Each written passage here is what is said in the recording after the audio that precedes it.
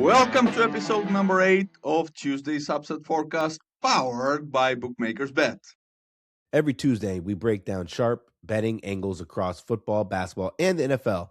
4 picks, 5 rapid-fire predictions, all in less than 30 minutes. And of course, we know that you're not tired of winning. And to keep winning, you gotta keep visiting our website, our social media, our X account, TikTok, Instagram, Facebook, YouTube, bookmakers.bet. Spread the word, and of course, follow us on Spotify and Apple Podcasts. My name is DimiCub. It's something that you already know. Some of you care, but most of you care about my good friend, Lord BLT, Mr. Brad Thomas. What is up? Yes, I'm excited. Not excited to be back in the United States. I was enjoying vacation, enjoying laying on a beach, sipping pina coladas, letting the sun rays hit my body and the waves crash against my skin. But if I'm not sitting on a beach, there's nothing I'd rather be doing than talking about sports betting. Yes. And of course, the pina colada sipping and the vacation was sponsored by Brad's Winning Picks. Something that unfortunately we didn't do on the Champions League return. What the F was up in this Champions League match day? What was that? What was that with Bayern Munich? What was that with the corners? 4 corners in a whole game? Come on, guys, just attack, do something. I mean, cross the ball. Do something, honestly. Sickening. And of course, Inter, are you out of top 8? Really? Okay, I guess you deserve that. You deserve that, Nerazzurri. Whew. I'm mad. Brad, please take over. Please. Listen, I'm just as mad, right? You talked about the PSV corners. Like, what the heck did we watch there? And then Bayern, like, I also had Bayern minus 2.5. When they got awarded that penalty, I was like, okay, we'll push the team total, win the spread. Harry Kane misses the penalty, Mr. Reliable. But football was okay, right? The other football, American football, NFL, Seahawks win, minus 150 was nice. Broncos cover, and Trayvon Henderson lost. But I'm okay with that, right? Because that game shaped out to be a lot more of the Patriots just controlling the time and the clock as opposed to just running it down their throats. So I'll take the wins I have in football. But, man, Champions League was ultra disappointing. I guess in Denver, they were waiting for Santa to appear. Yeah. Out of nowhere. I don't know, somebody, ride a sleigh or something, Thank God I had the 2 winning picks myself. The Premier League pick was an easy one. I could have chosen Chelsea with just as much ease as I chose both teams to score in Burnley vs Tottenham. The Europa League was a very easy one, thank God. We're going to capitalize on the last match day there. The EuroLeague kind of betrayed me last week when Bayern Munich lost to that mess of a team of Partizan. But I'm the EuroLeague slayer. We're going to come back. So I think it's time for us to move on to episode number 8, the 4 full breakdowns, the lightning round, and it is finally the last match day of the league phase of this new format, this chaotic match day with a million matches at the same time for the Champions League. Listen, I'm excited, so I will start with the very first one. This is going to be on January 28th. PSG, Paris Saint-Germain versus Newcastle United. And I'm going to start things off by saying I'm taking PSG minus 1. It means if they win by 1, you get your money back. If they win by 2 or more, you win. And if they lose the match or draw, you unfortunately lose the money here. This is still a team that has some question marks in terms of injuries, right? Fabian Ruiz is a maybe. João Neves is a maybe. But they should start to get a little bit more healthy on the back end. And most importantly, Ballon d'Or winner Ousmane Dembele will be playing. Desiree Doué is playing. Bradley Barcola, Kvaratskhelia is playing. It's not so much that I'm super gun-ho to bet PSG, right? It's more of me ready to fade Newcastle. Specifically, Bruno Guimaraes is going to be out. He's probably not coming back until the middle of February. That was enough for me to at least start looking at this match and see if this was something that I was excited about, right? Excuse me. He is so important to that midfield. You bring in Lewis Miley, who just doesn't have that same kind of command, not just of the game, but the emotional command, right? That leadership quality that Bruno Guimaraes brings every single game. Couple that with how poor Newcastle are away from home, right? This is a team that's 2, 4, and 5 away from home domestically. And the numbers are just staggering in differences, right? This team cannot score away from home. They're averaging 0.91 goals scored per away day. They're not conceding as much as they concede at home with 1.09, but that's the problem, right? They're not progressing the ball forward and being threatening and playing good attacking football because Eddie Howe wants them to play a little more pragmatic. They're not going to press as much. That's not good. It's not good because they're not scoring. And if you're conceding goals more than you're scoring goals, what's going to happen? You're going to lose more times than you're going to win. And that's precisely what is happening to them. And then on the other side of the ball, this PSG team they've had an interesting season, right? It feels like they win matches they need to win. They lose matches or draw matches that they probably scratch your head, right? Like in the cup match they played against Paris FC, lost. That weird match against Sporting where they couldn't get a goal in, and then they end up losing 2-1 away from home. But this still has been a team that's been pretty good at home this season, right? I'm going to trust them. There's a team that's scoring 2.16 goals per contest. They are conceding less than 0.8 goals per home match. So for me, it's PSG -1 at -110 odds. I want to bring back bad news to the table here. I just have to correct something there. I just been informed that Bruno Guimaraes might appear in Parc des Princes. However, this will not change your pick. This will not change my opinion about your pick. I think that this year PSG are going to make the top 8 because if it is one team out of these two that deserves to go by to the round of 16, I think it's PSG. So yes, I fully agree with what you said. I just wanted to make this little remark about Bruno Guimaraes. It's gonna affect one of my picks later. Spoiler. And also, I like the value of the odds there. For pick number 2, we're staying in the Champions League. This is a Champions League heavy episode after all. We're going to Cyprus. And I gotta tell you that one thing that I love doing, I think that our listeners have got it so far, is back teams that have the motivation to win. Yes. And this is what I'm going to do in this case with Paphos. Paphos via Slavia Prague. It's a do or die game. Paphos has a chance. It might look like a slight chance, but as I will explain, it is not such slight of a chance against Slavia Prague, who are pretty much out of whatever playoff or next stage is. At the moment, Paphos are standing at 30th place. 30.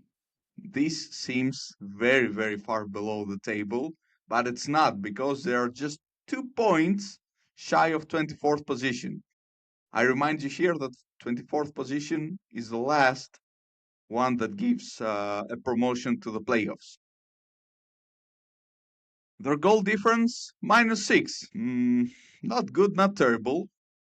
I think a win, a 2-goal difference or a 3-goal difference can make it here. They have to improve their goal difference up to -4. I think -4 will be okay. The thing here is that teams from 19th to 29th position all have difficult games. Some of them even play against each other. Copenhagen are traveling to Barcelona. Bodo Glimt are traveling to Madrid to face Atletico. You have Monaco against Juventus. You have Benfica against Real Madrid. Napoli against Chelsea. You know, motive here is that teams that are outside or marginally inside the 24 teams are playing against teams that are in top 8 contention. I'm not saying that they're going to lose. For example, you have Bilbao against Sporting CP. You have Leverkusen, who is okay. They're playing against Villarreal, which is a pretty easy game on paper, but we're talking about Villarreal. We're talking about a top 5 team in La Liga.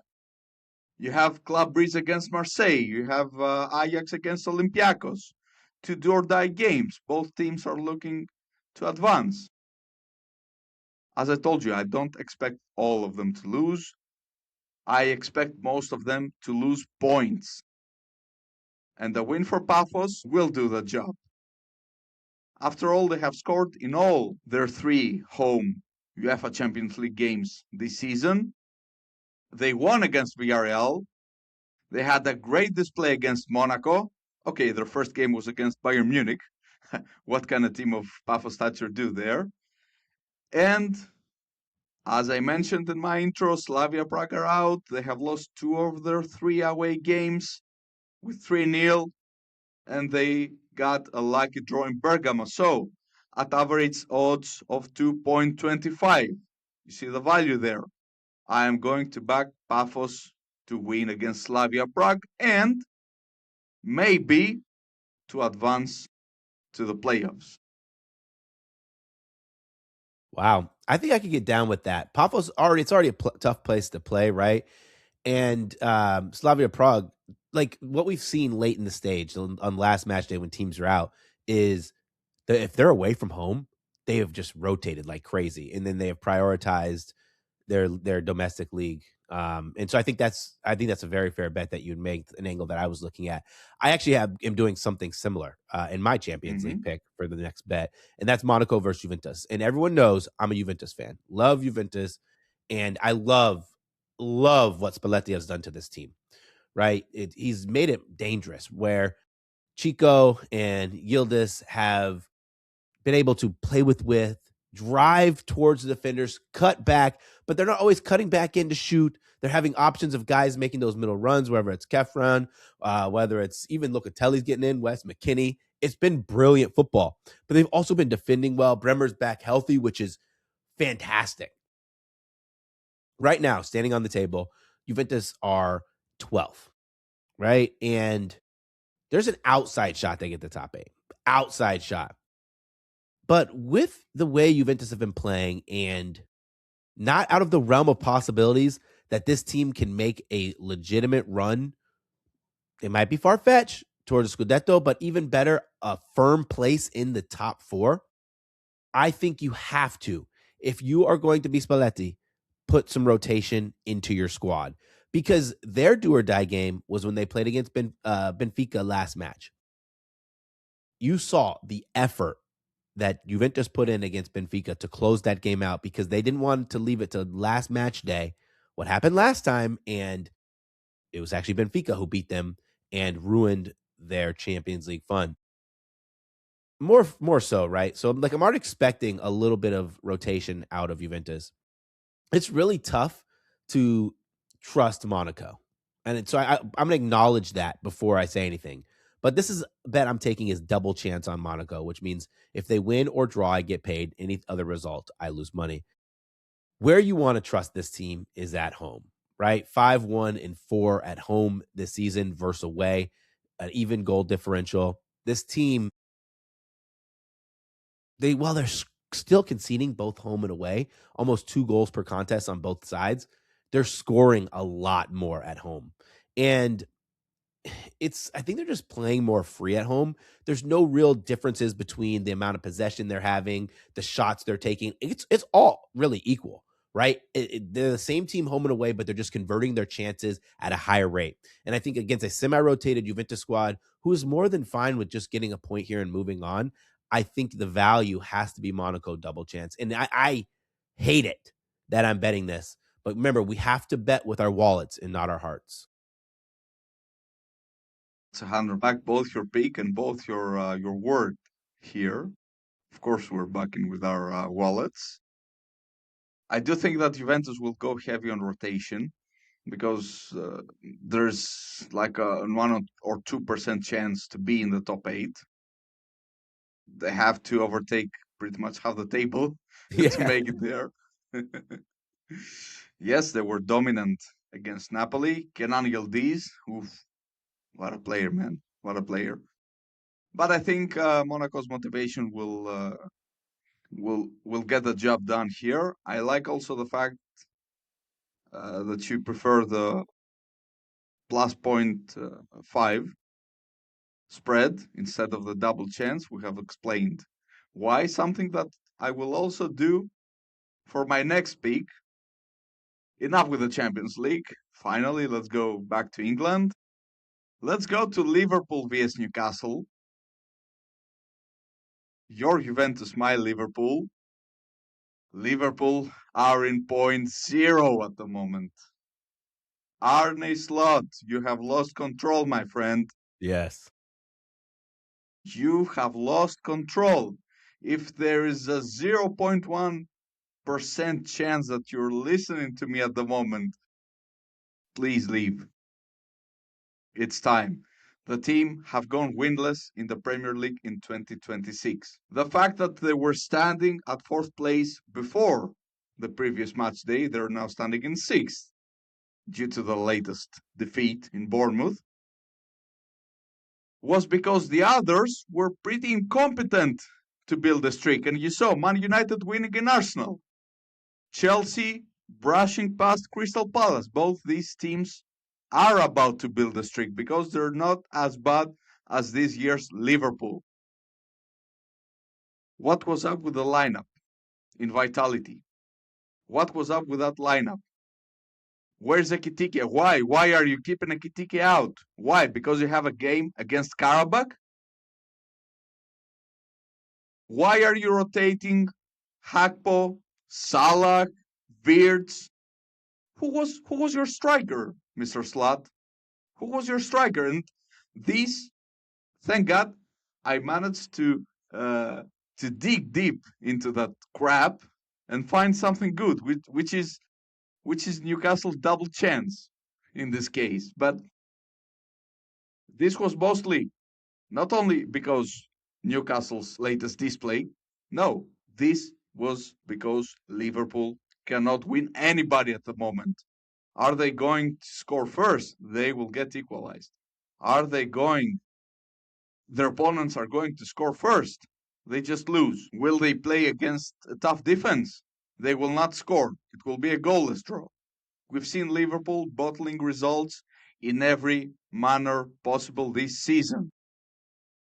The last game against Bournemouth, they had a pointless possession of 58%. What they did, the Cherries had 6 big chances. The Reds had only one. And I know that Newcastle just took gain of a favorable schedule. They took 10 points in their last 5 games. They naturally lost to Villa, but Aston Villa is one of the top 3 teams at the moment. And with the news that Bruno Guimaraes is probably back, I expect Newcastle not to lose. They will stay close to Champions League places, and Arne Slot is going to remove from position. The odds for the plus 0.5 of Newcastle are 1.97. Of course, you can find the best set of odds in one of bookmaker.bet trusted bookies. Yeah. Arne Slot's got to be out, right? I listen, Yes. I've gone to the well too many times with Liverpool, right? Because what I've done is make excuses for that team. I'm like, oh, they're going to win because this. They're going to get a result because that. All I needed them to do was get a draw against Bournemouth. And of course, they give up a winner at the last kick of the ball. I'm sick and tired of that team. If you are one time sick, I'm a million times sick. That said, Yes. It's time for the quick hitters. 5 picks, one liners, in and out. It is the lightning round. And I will start things off. Chelsea versus West Ham. I'm taking the Blues -1. I'm still not sold on this revelation of West Ham, but I do like what I've seen with Reznar's team out of Chelsea, right? They're fending better. They're playing a little more pragmatic, but it also feels like the difference between their team now and under Maresca is there's a lot more control in the game. And I think against a side like West Ham, who struggle to create good goal scoring opportunities and struggle out of possession, that helps Chelsea. I think Chelsea win this one, maybe 2-0 is probably where I have the correct score there. And since the Europa League was so profitable for us last week, I'm going to back Ludo Goretz for my first quick hitter to win against OGC Nice at 2.08 average odds. So this is a mass win for Ludo Goretz. They just need the win to overcome one team to advance. That's nothing. They're very good at home. Even in defeat, they have played 3 games there. 1 loss, 1 win, 1 draw. In all of them, they were equally good with their opponents. And we have seen Nice doing some very embarrassing displays in this year's Europa League. I'm going to Europa as well, and I'm taking Stuttgart -1.5 against Young Boys. It's -120. This team is incredible, right? This team is scoring well, especially at home. They're defending actually surprisingly really well for a high-scoring Bundesliga side. And then poor Young Boys, right? So far in this competition, basically playing at home, they've barely had kicks of the ball. They've barely had real goal-scoring opportunities. I think this one's going to be I think Stuttgart do concede a goal here, but I have it 4-1, maybe 3-1. Both of those still cash the -1.5 goal handicap. Time for me to redeem myself in the EuroLeague. I'm taking Real Madrid to cover -6.5 against Paris in Paris at average odds of 1.91. We're talking about the hottest team in the EuroLeague at the moment. They have climbed in 3rd position with 6 straight wins. They won against Monaco. They won against Barcelona. Both these wins with double digits. Paris are bad. God knows how bad they are. They have lost 3 straight games, allowing 90 plus points in all of these games. I'm going to Ligue 1, right? And I'm going with form here, right? Lyon versus Lille. I am going to take Lyon moneyline -120. Lille are in dire straits, right? All they've done is lost across all competitions, right? Lost to Runs, lost to Lyon the reverse, lost to PSG, lost to Celta in Europa, lost to Strasbourg, got embarrassed by Strasbourg. And then on the other side, we have a Lyon team who's just playing in full form right now, just winners of their last 5 across all competitions. And the biggest difference between the two is the injuries for Lille are just piling and piling up. This is a good fade spot. It's -112. I misspoke on the price. What I really like about this is this line will get to -155 before kick. So if you lock it in now, you're going to get value no matter what. At this point, you got all our picks. You got the core 4, which are PSG with a -1 handicap vs Newcastle. You got Paphos to win and possibly advance against Slavia Prague, Monaco not to lose vs Juve, and Newcastle not to lose vs Liverpool. I would like to apologize for my earlier rant about it. And of course, the Rapid 5 in there too. As in every week, we'll keep tracking every single thing, right? That's the wins, losses, heartbreakers, you name it. And of course, we want you to name it. We want you to spread the word. We want you to hit the comment section. Hit us on X, on Instagram, Facebook, TikTok, and YouTube. Find all our verified sportsbooks at bookmakers.bet. All links are in the episode description. And remember, to bet a winner, you got to feel a winner. And to feel a winner, you got to be a winner. Don't forget to bet responsibly.